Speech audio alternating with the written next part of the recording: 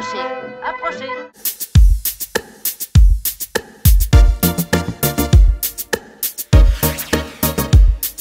Bonjour Béatrice. Bonjour. Je vous ai rencontré cet été à Avignon. Oui. Sincèrement, vous êtes quelqu'un que j'apprécie énormément et je suis ravi de vous revoir, mais cette fois-ci à Paris, sans l'effervescence d'Avignon. Oui, sans le bain de théâtre, je dirais presque de jouvence, parce que on se sent léger, on se sent jeune, on se sent aimé. Les gens ne viennent que pour ça, que pour le théâtre. Et c'est quand même assez exceptionnel, ce festival. L'atmosphère est incroyable. Oui. Et le public est formidable. Oui. J'ai rarement rencontré un public aussi passionnant que celui d'Avignon. Oui. Je suis venu voir Suite française. Oui. J'aimerais bien que vous m'en parliez un tout petit peu. Alors, cette aventure est essentiellement, au départ, bien que ce soit une pièce chorale, le désir passionné et passionnel de Virginie pour Nemirovsky. Elle est tombée amoureuse de l'écriture, de l'histoire, du destin de Nemirovsky, et elle avait commencé déjà par le bal qu'elle a adapté. Très beau spectacle, qu'elle a monté vraiment de manière, je dirais, vraiment très, très clandestine, puisque c'était à la Huchette que le dimanche soir et le lundi soir. Il faut quand même entraîner les acteurs dans des aventures comme ça, sur un long terme, en ne jouant que le week-end. Oui.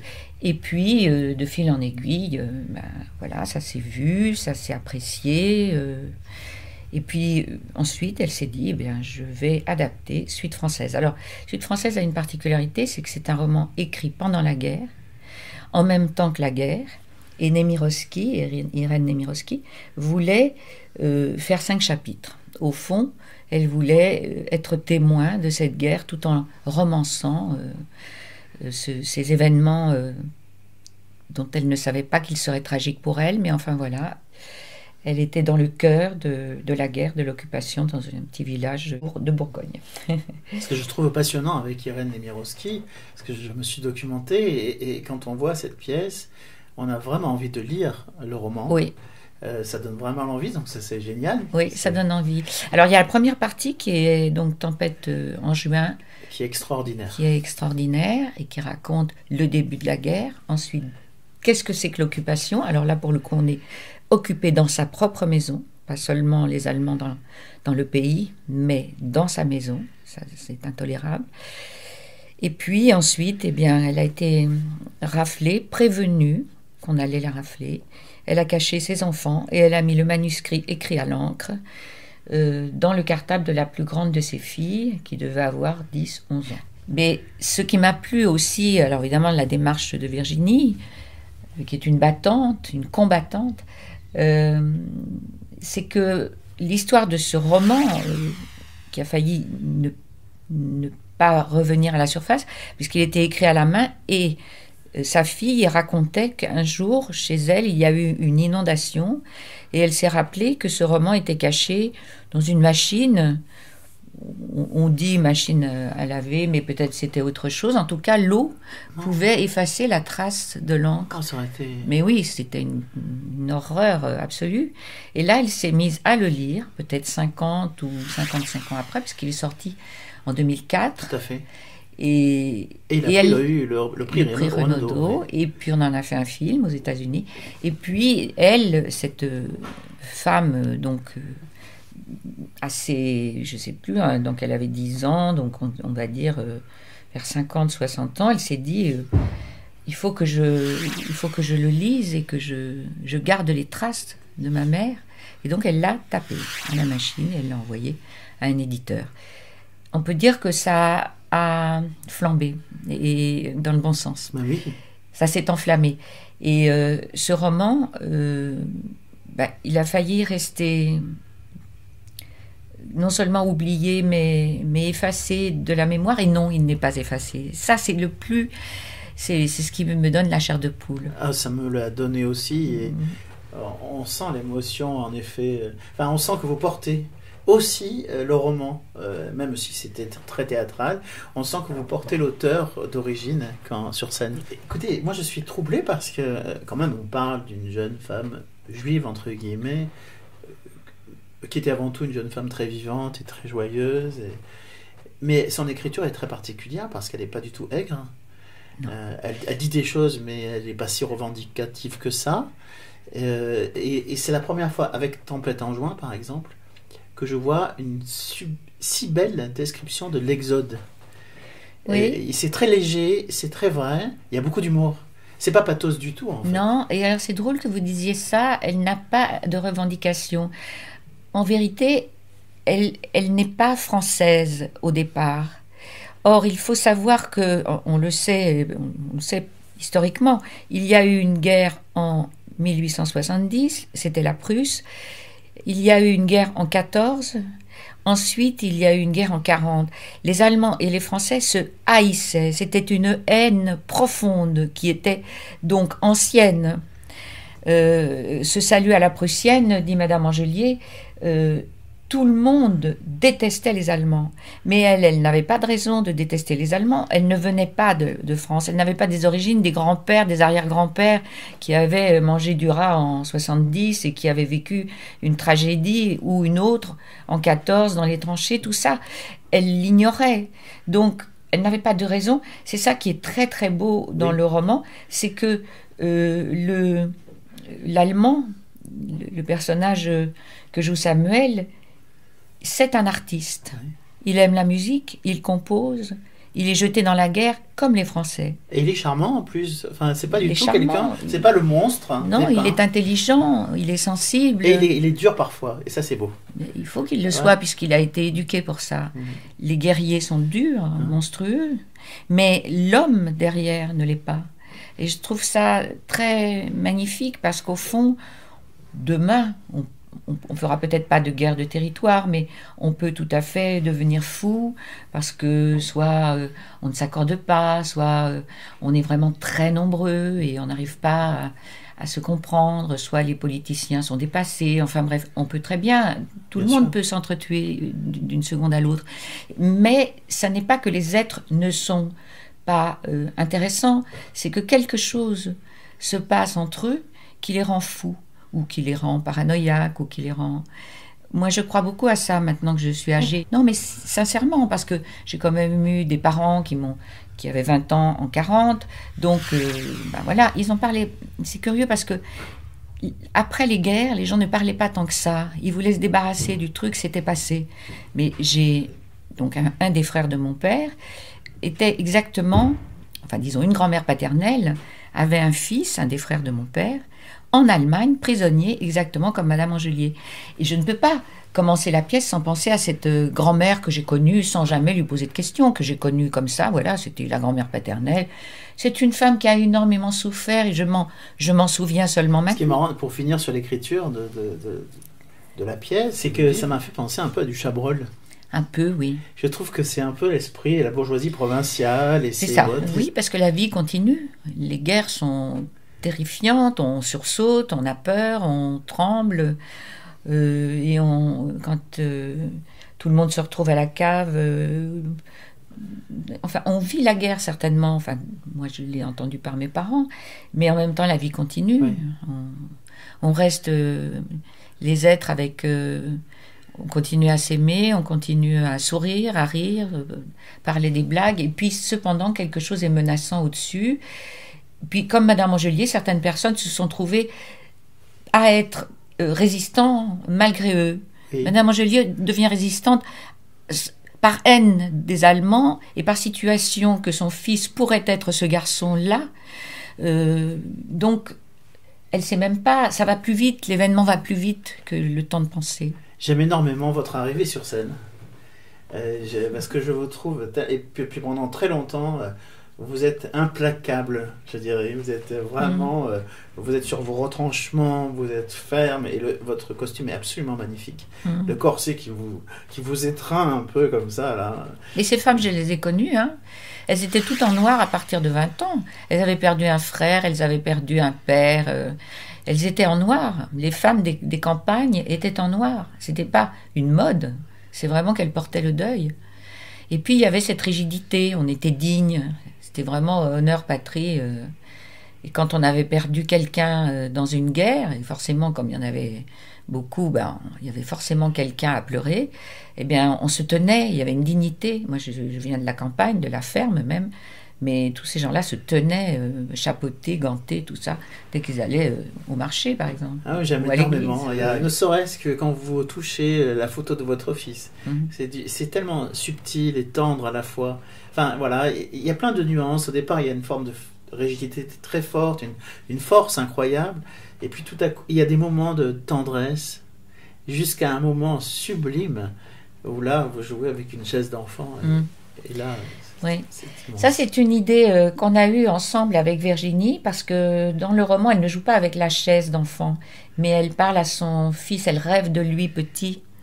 Et d'ailleurs, cette chaise d'enfant, elle appartenait à mon père. Je ne sais pas pourquoi, elle est berrichonne, quoi. Elle est une histoire. Oui, et d'ailleurs, elle est reficelée par un petit fil de fer qu'il avait mis. Et donc, oui, on s'est dit que n'importe quel objet représentant l'enfant petit pouvait fonctionner. Ça pouvait être une petite dinette. Bon, là, alors, on s'est dit que c'était beaucoup, que peut-être ça allait la rendre folle. Mais moi, je crois que les gens, dans une journée, ils peuvent être fous et totalement très, très cohérents. On peut être les deux dans une journée. Ah, c'est vrai qu'à ce moment-là, elle est un peu folle. Elle est extrêmement tendre, surtout. Elle a besoin de se rappeler. En fait, c'est un appel, c'est une sollicitation, une évocation, une invocation. Sincèrement, je trouve que ce moment est peut-être, un des plus beaux de toute la pièce. Et surtout, ça vous donne un espace incroyable pour exprimer tout le panel de votre art. Ah, c'est gentil. Parce que vous dansez, vous virevoltez. Voilà, cette chaise, elle est vivante, elle devient vivante grâce à vous. Moi, je pense que Madame Angelier, avant, c'est ce qu'on s'est dit d'ailleurs avec Virginie, le mot vient d'elle, c'était un soleil. À 14 ans, 15 ans, 20 ans, c'était un soleil. Elle était amoureuse, elle a eu un enfant, elle l'a bercé comme toutes les femmes, et la guerre lui a tout pris. Donc elle déteste, oui. Oui, c'est ça. Donc en fait, là, à ce moment-là, elle retrouve un peu cette... Bon, on le sent, parce qu'à partir de là, la pièce bascule un peu vis-à-vis de Madame Angelier, justement. Et là, vous devenez de plus en plus humaine, progressivement. Et c'est vrai que ce moment, moi, m'a ébloui totalement. J'aime énormément ce décor. Le décor est vraiment très beau. J'aime énormément la toile qui se transforme en la espace. Transparence, oui. Et les lumières sont très très belles aussi dans cette pièce. La musique, les lumières, tout est vraiment très beau, très recherché. Et ça, c'est Virginie. Virginie Lemoine devient aujourd'hui une référence en tant que metteuse en scène. Absolument. Je la découvre, je ne savais pas, mais en scène énormément de pièces finalement. Oui, énormément. Elle travaille en même temps. Elle a travaillé elle a monté les années parallèles. Je crois que l'année dernière, elle avait 3 spectacles. Oui. Et l'année d'avant, elle en jouait un, elle en montait un. C'est une vraie travailleuse. Et douce. Elle paraît, en tout cas ce qu'elle fait paraît très doux et très respectueux vis-à-vis de vous. C'est l'image que j'en ai. J'adore Avignon lorsqu'elle est là pour aider les gens à s'asseoir, pratiquement à chaque représentation. Elle déménage les meubles, elle vient nous aider à les ranger, elle est là. J'ai rarement vu ça, on va dire. Moi non plus. Elle doit être très oui, elle est très humble, elle ne se met pas en avant, ça c'est vrai. Oui. Mais en même temps... on est obligé de respecter son travail. Et puis, dès qu'elle peut aider quelqu'un, elle le fait. Elle m'a beaucoup aidée pour l'autre spectacle, pour Marie des Poules. Et ça compte pour moi. Ça compte des êtres généreux dans ce monde-là. On a besoin. Bon. Disons que je conseillerais de venir les voir les deux parce qu'ils sont vraiment totalement différents avec une écriture en effet qui est très proche et une poésie absolument magnifique qui est très proche. Évidemment. En tout cas, je trouve moi personnellement que l'adaptation est formidable parce que comme les romans, tous les deux, sont extrêmement denses, arriver à faire une adaptation de ça, savoir choisir ce qu'on va finalement laisser au spectateur d'une œuvre si puissante, c'est très fort et c'est très très bien fait, très rythmé, très. Ah oui. On voit vraiment ce que c'est, comment un amour est impossible à cause de la guerre et à cause de la violence de tout ça, et comment effectivement ça aurait pu être des êtres qui s'aiment vraiment dans un autre contexte. Bien sûr. Et c'est encore plus touchant en sachant que elle a été tuée. Voilà, enfin, c'est un crime, quoi. Ce sont des crimes. Des milliers de gens ont été tués alors qu'ils étaient tellement pleins d'idées, de beauté. C'est toujours extrêmement violent de savoir ça. Alors moi, je suis très intrigué et passionné par votre jeu. Enfin, j'aimerais bien savoir un tout petit peu plus sur votre façon de travailler. Parce que je trouve que, justement, vous arrivez à mettre des nuances à l'intérieur des nuances. Enfin, il y a plusieurs tiroirs dans votre façon de jouer. Discrètement, on sent, même si cette femme est dure au départ, qu'il y a quand même toujours de la tendresse, qu'il y a toujours de l'humanité. Vous arrivez toujours... Comment vous faites? J'étais chez Périmoni, j'étais chez Jean-Laurent Cochet. J'ai vraiment apprécié ces gens-là qui m'ont, comme une petite sculpture toute en matière, qui ont commencé à sculpter un peu. Mais vraiment, là où j'ai appris, c'est avec un homme, pour moi, absolument exceptionnel, qui s'appelle Jean-Paul Roussillon, qui était donc à la Comédie Française. J'ai eu la chance qu'il monte Le jeu de l'amour et du hasard à la Comédie Française. Et à partir de là, je n'ai plus travaillé de la même façon. C'est-à-dire que véritablement, lui, il a ouvert ce que je ne pouvais même pas imaginer dans ma manière de travailler. Premièrement, c'est pas au moment où on commence la pièce que ça se passe, mais bien avant. Toute l'histoire que je me raconte, c'est celle avant le premier mot. Et c'est valable pour toutes les pièces. D'accord. Alors, il y en a qui sont très faciles à jouer, comme par exemple Qui a peur de Virginia Woolf, de Albi, que j'ai joué avec Jean-Pierre Cassel. Ça, c'est très facile parce que on n'a rien à faire. On entre avec rien. Là, pour le coup, c'est pas la peine de travailler avant. Tout est dans la pièce. C'est comme un match de boxe. On prend le premier coup, on est obligé de rendre. Ça, c'est sûr. Ça, c'est génial. Mais quand il y a des pièces qui commencent, on pourrait presque dire, avec quelque chose qui s'est passé avant, comme ici, alors, les livres sont enfermés dans la bibliothèque. C'est-à-dire, je vous rassemble ici, pour qu'il n'y ait rien que puisse voir l'allemand, j'ai tout barricadé. Et vous êtes sous mes ordres. Et on va tout barricader. Donc, premièrement, il y a un état. Il faut savoir qu'est-ce que c'est que cet état. C'est de la haine, c'est de la colère, c'est de la violence.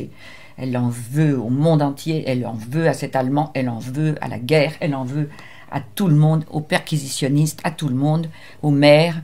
Et à partir de là, ce travail, il a été véritablement insufflé par Roussillon qui, dans Marivaux, mais il était génial pour tout le monde. Tous les acteurs du français l'adoraient. Il a travaillé avec Michel Aumont, et Michel Aumont, il a tout appris de Roussillon. C'est-à-dire que Roussillon ne se contentait pas, comme moi je le faisais avant de le rencontrer, de se dire, il y a les mots, alors on va les dire le mieux possible. Mm-hmm. Non, c'est bien plus que ça. C'est en quoi notre responsabilité est profonde de raconter une histoire de l'intérieur. Cette Madame Angelier, elle ne dit pas seulement des mots, elle a une histoire avant de commencer. Il faut que je m'invente cette histoire. Et elle est portée, cette histoire, par un état. Presque jamais dans les cours on apprend ce que c'est que cet état. C'est extraordinaire ce que vous me racontez. À quel moment vous êtes rentré déjà avec Madame Angelier dans son personnage? Au moment du maquillage? Non. Encore bien avant? Non, quand même pas, non, parce que c'est épuisant d'aller se mettre dans des états pareils.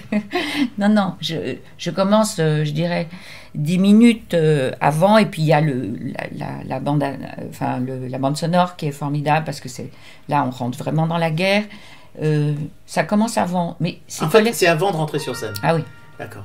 Vous êtes avec elle, véritablement. Oui, je l'imagine... En fait, c'est pas très compliqué, je suis tout le temps en colère, donc...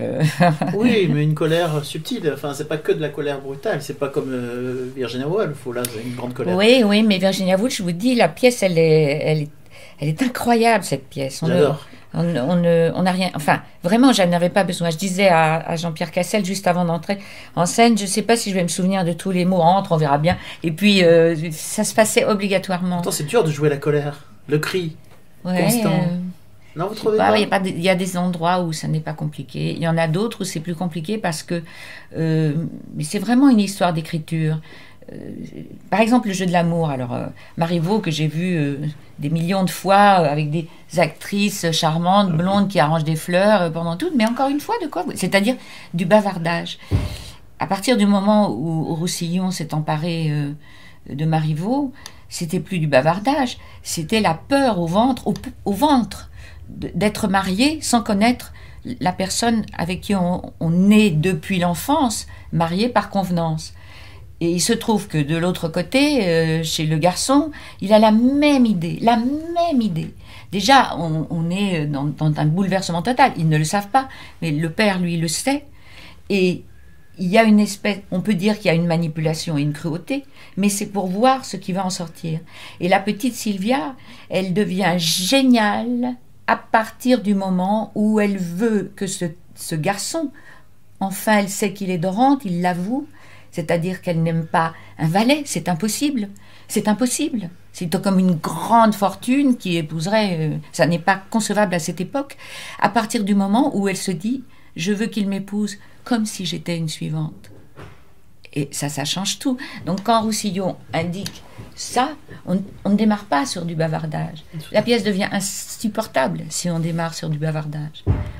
C'est pas une discussion, c'est quelque chose de plus. Et la petite qui est en face... C'est clair que ce n'est pas une jeune première, ce n'est pas qu'une jeune première dans Marivaux. Non, mais... Dans ce Marivaux-là. Aucune jeune première, et aucun Marivaux, et aucun Musset, et aucun... Ce sont toujours des tragédies, c'est l'écriture qui dit que c'est léger. Mais on le sent très fort, ça. Pas... Quand c'est bien joué, on le sent très fort. Oui. C'est pas toujours, en effet, je suis d'accord avec vous.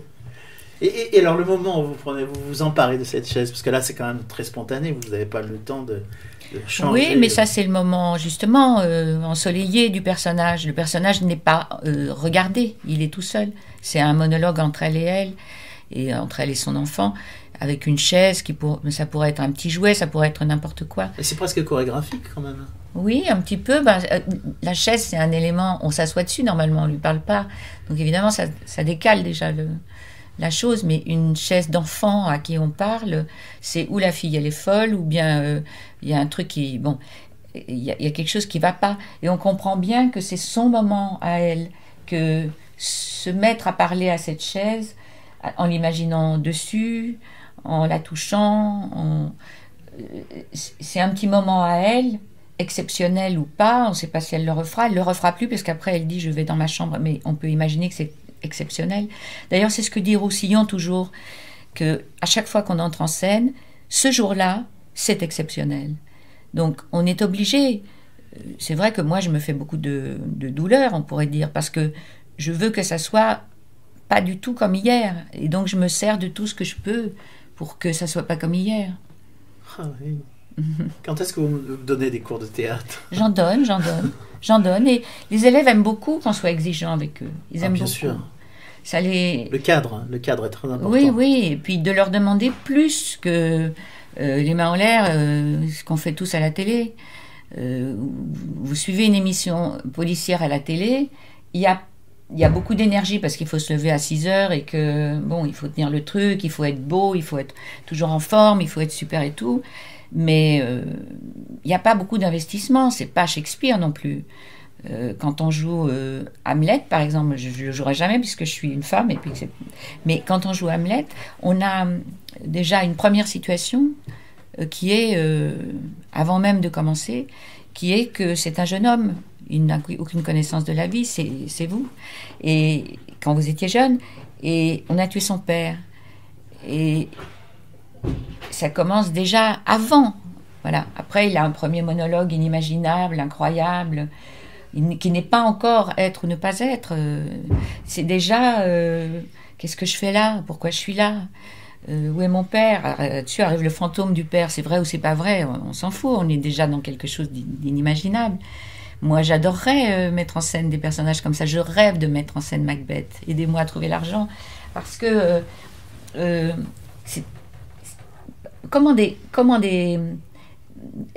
là, on a le mal, il est autour, c'est la guerre, c'est les Allemands. Il se trouve que c'est les Allemands à ce moment-là. Mais dans Macbeth et dans beaucoup de pièces de Shakespeare, le mal est dans le personnage, le héros. Pourquoi ? Dans Richard III, il le dit dès le premier monologue. Il dit qu'il est jaloux de son frère qui a tout et que lui, il a là une bosse sur le dos et un bras qui ne marche pas. Et qu'à cause de ça, il est méchant. C'est dit. Bon. Dans Macbeth, c'est plus compliqué, c'est des sorcières. Et dans des sorcières, ça sort d'où ? C'est les premiers éléments de la pièce. Et des sorcières lui disent « Toi, tu vas être roi ». Et à partir de là, il devient fou. Si je dois être roi, il faut que je tue le roi, puisque les sorcières l'ont dit.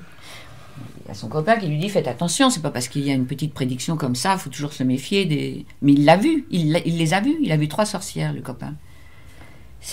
Déjà, là, on est dans la magie. Pour moi, si je montre Macbeth, je ne montrerai pas Macbeth en disant, vous voyez, c'est Trump ou c'est Hitler ou c'est je sais pas quoi. C'est beaucoup plus magique que ça. Ouais. Après, les gens, ils se font leur idée. Oui, il y a du sang, bien sûr, il y a des cons, alors il y a du sang.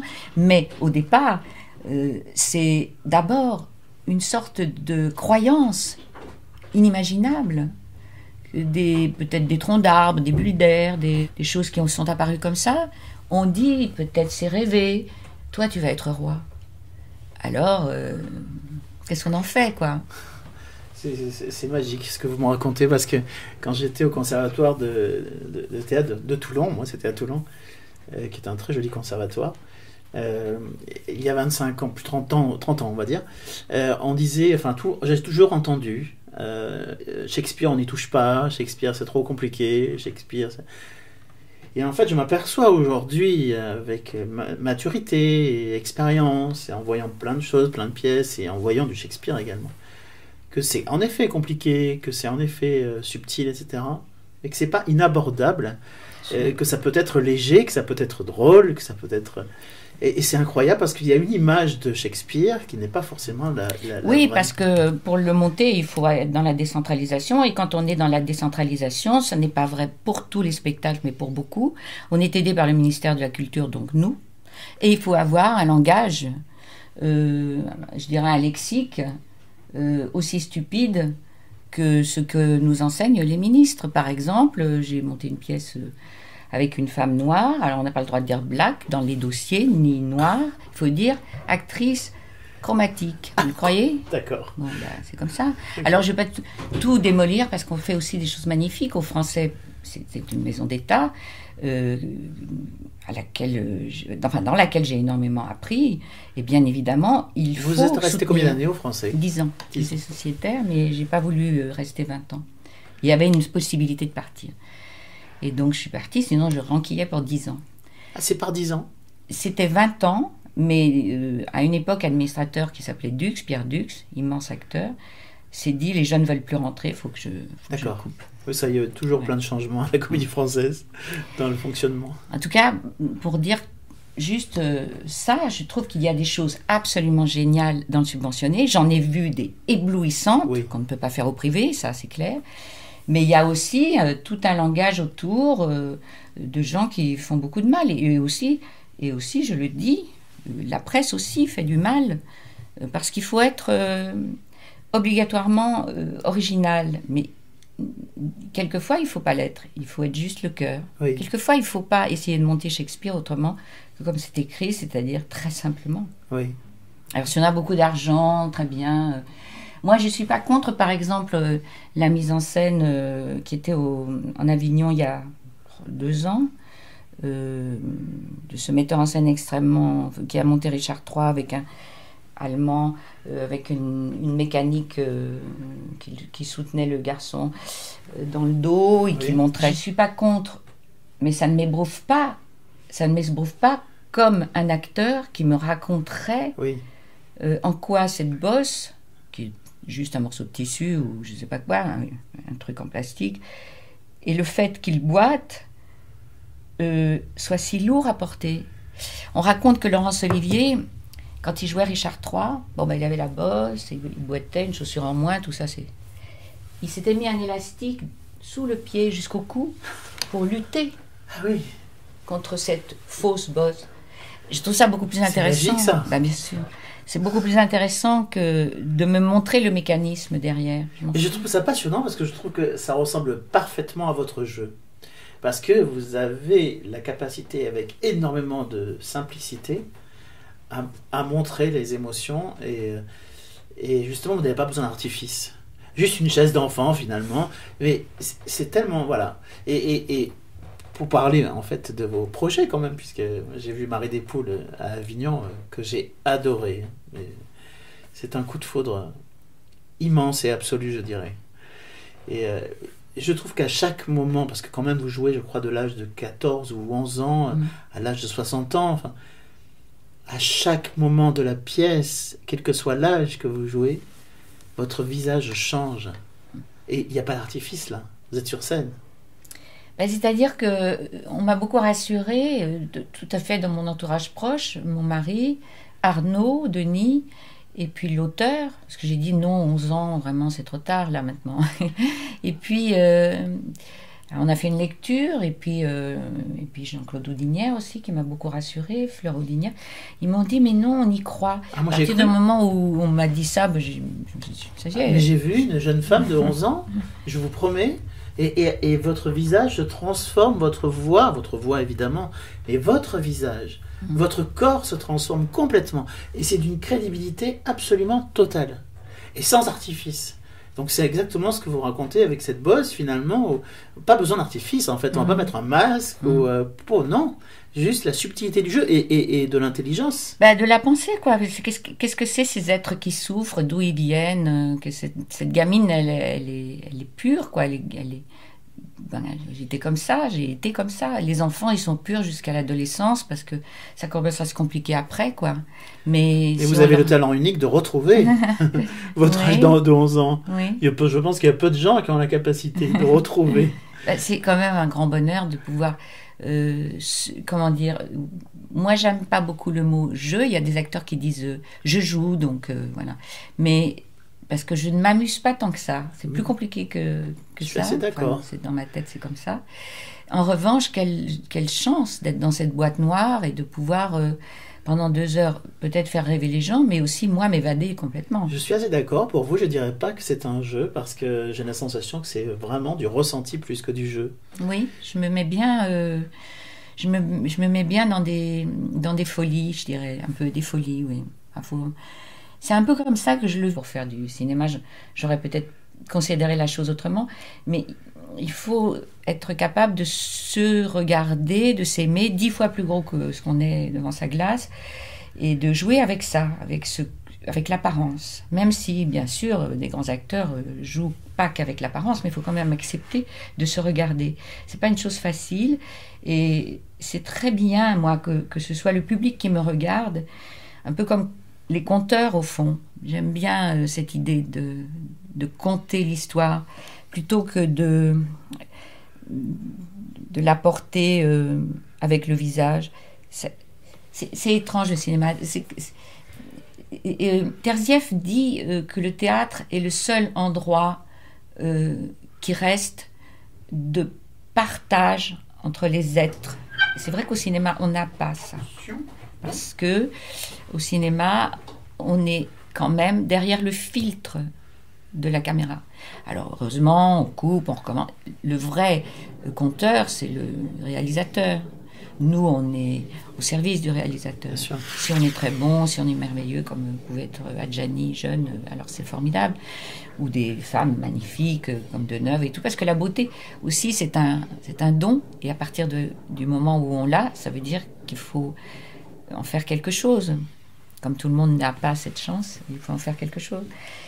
Donc, voilà. La beauté est subjective parce que moi j'ai travaillé pas mal dans le cinéma et j'ai été ébloui par exemple j'ai eu la chance de faire le 2e film d'Élodie Bouchez que j'aime énormément. Merveilleuse. On peut, quand on la voit comme ça, c'est pas forcément une beauté absolue.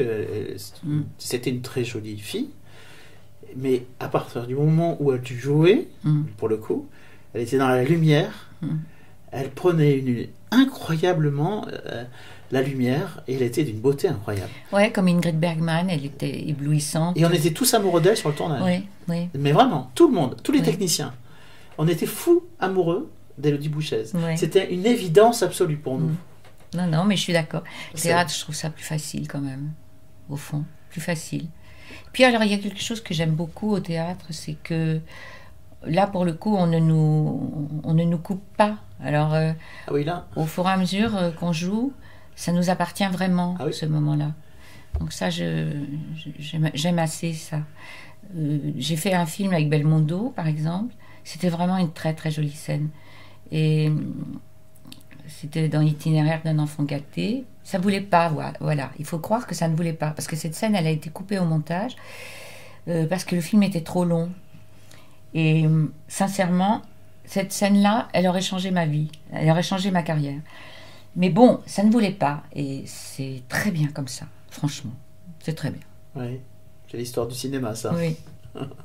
Alors, Marie Despoules va certainement arriver bientôt sur Paris. Je l'espère. La grande arrivée. Oui, Arnaud l'espère, moi aussi. Il y a des pourparlers avec le petit théâtre Montparnasse, où nous serions ravis d'être. Un petit théâtre prestigieux, je prestigieux, dirais. Oui. Où de grandes pièces se sont Oui. révélées. Oui, c'est vrai. Et le public est formidable Oui. et très pointu au petit Montparnasse. Oui. Et j'aime énormément ce théâtre. Moi aussi. Et alors, j'ai une question à vous poser, parce que donc, j'ai vu Marie Despoules, j'aurais pu revoir 10 fois, je crois. Est-ce que vous avez prévu de faire certaines modifications en termes de décor? Non, le décor... Pour l'apporter à Paris? Non, le décor, il est adapté à ce que raconte cette pièce. Cette petite maison de poupée, idée d'Arnaud, comment je dirais, encouragée par Catherine Bluval, magnifiquement éclairée par Laurent Béal. Tout ça, parce que finalement les costumes, c'est nous qui les avons plus ou moins imaginés, c'était pas très compliqué, une robe noire, un costume élégant, un peu aristocrate pour lui, pour Arnaud. Franchement, c'est un tout.